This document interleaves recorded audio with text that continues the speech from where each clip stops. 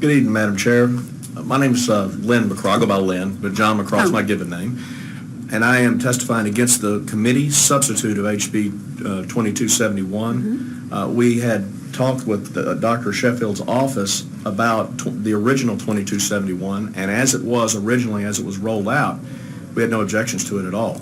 We support the goals, but not at the cost of accountability that we now see in the committee substitute.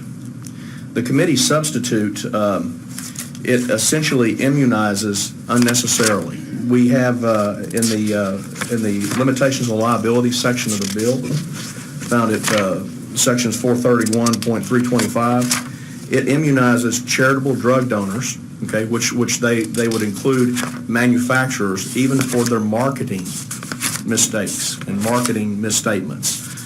They would immunize, they would take them out of Chapter 72, out of Chapter 82. In addition, there's a note in here, it says, after charitable drug donors, it says manufacturers and sellers of donated drugs. What that means is that a manufacturer could manufacture the drug hoping to make a profit, could sell the drug, could market the drug hoping to make a profit, could sell the drug to a distributor and make a profit. The distributor could then sell the drug to a pharmacy and make a profit.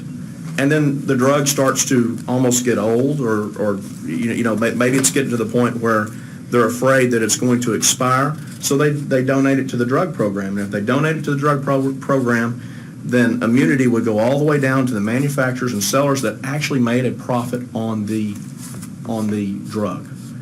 It's a big difference from the original bill. In fact, the substitute, most of the substitute language, from reading it, tends to deal with these liability issues and granting immunity that is simply not needed in this situation. Chapter 82 was carefully thought out. It was a negotiated bill about immunity. It sets up what our liability is for drug manufacturers, for the marketing of drugs, for the manufacture of drugs, and for the distribution of drugs. This unduly gets in the way of that. It would take people that are actually making profits out of the existing system that we already have, and it's just unnecessary and unwarranted. And for that reason, we're against it. But we are very much, we're not against the charitable drug program as in concept. We support its goals, but just not the way that they're trying to get to it right now. We look forward to working with Dr. Sheffield's office on this now that we have the committee substitute. In fact, I spoke with somebody in his office about it in the back just a moment ago. So we certainly want to do that.